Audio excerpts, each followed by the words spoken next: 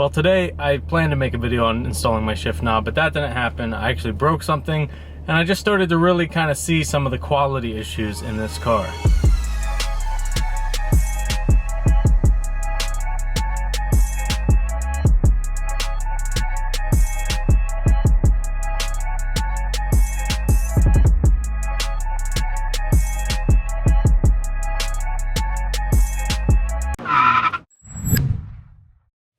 Hello everybody and welcome back to Marty Motoring.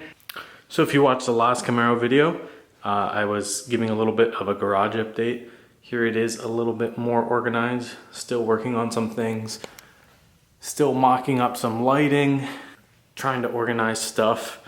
And we have the factory Camaro wheels all cleaned up from Plastidip with new valve stems, and these are going to be sold soon, hopefully. So these are for sale. They're 20 by 8 and 20 by 9 rear, so they're pretty big. Since I got the new set of wheels, I don't really need those. Really like the new ones better for the car, so we're just gonna keep those and sell that other set.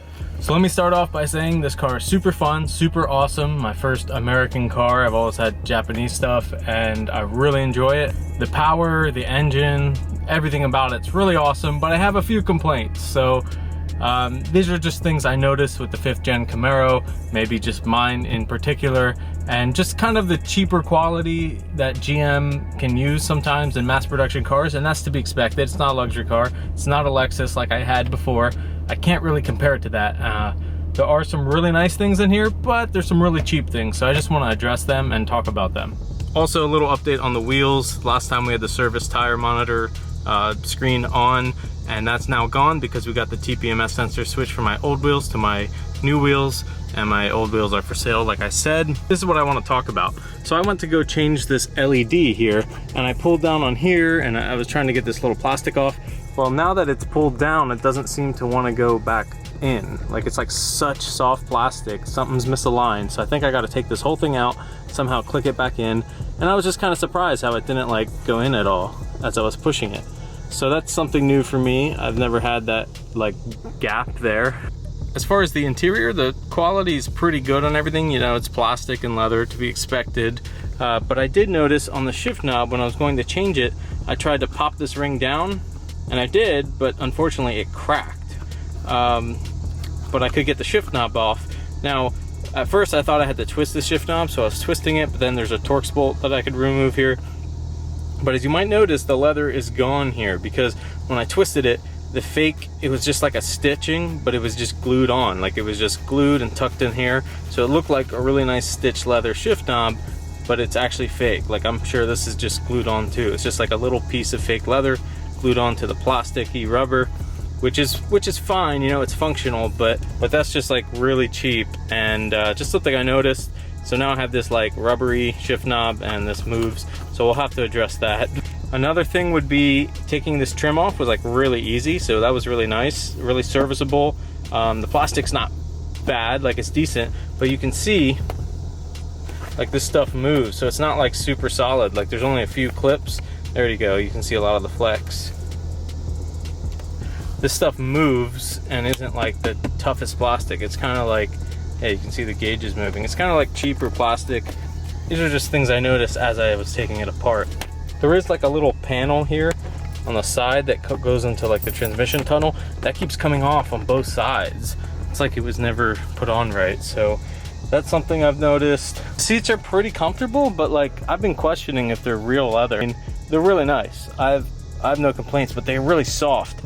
And that worries me because maybe over time, these bolsterings will get really soft and crack and come off, but I hope not. We only have 30,000 miles on this thing, so I hope it holds up. A lot of people probably have their own experiences with this, but I knew going into this car it was gonna be, you know, a sports car. It's a mass-produced sports car. You know, like, there's like creaking of this stuff. Like, it's solid, but it's not like luxury car quality, and I knew I wasn't buying that, but I just wanted to address some of these little issues. There's probably easy fixes, and I just kind of have to dive into them. But yeah, just wanted to list them on video as part of my ownership experience with this car. All the switches and buttons and everything are very just basic and cheap plastic, and that's okay because it works. Hopefully I can get my shift knob sorted out and get that all fixed and working well and looking nice. Other than that, I really have been enjoying the car, and when you take it for a rip, you just kind of forget about those things. The rest of the car is pretty awesome.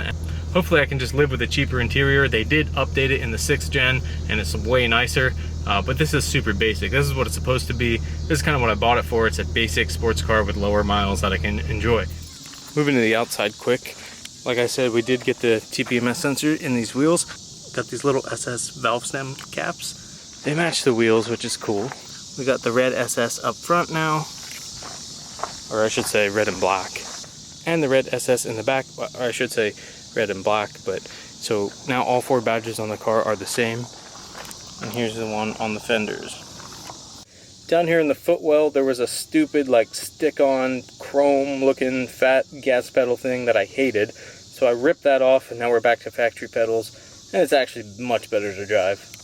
I do really like how modern the rearview mirror is. You get the like touch buttons on the mirror. That's kind of cool. Although I'll probably never use the OnStar or anything like that. It's cool to have. And I haven't talked about this, but I think I showed it in the last video. I got these little carbon fiber vinyl inlays from Decal Concepts, and they just make the steering wheel look like so much more modern. And then I got that black accent that was in another video. And yeah, I'm really liking the steering wheel over the gold. If only I could get rid of that.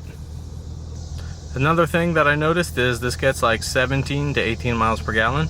And the tank's pretty small, so you gotta fill up often, but it's a good time. And you can see in the doors, there's like this LED accent.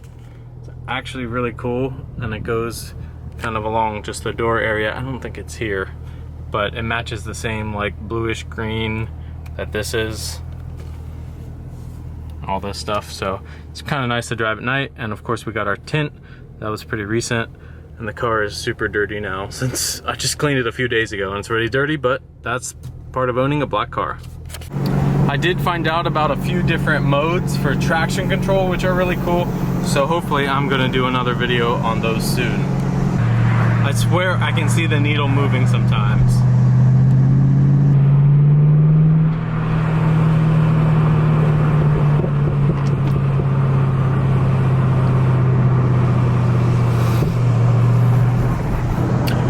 As I'm filming, it's getting too dark. I came out here too late. We're gonna head to the gas station before I completely run out of fuel. So if you like this video, give it a thumbs up. If you're new to the channel, hit that subscribe button and follow along. And as always, keep those wheels turning. And yes, I get my gas at Sam's Club because it's way cheaper for 93.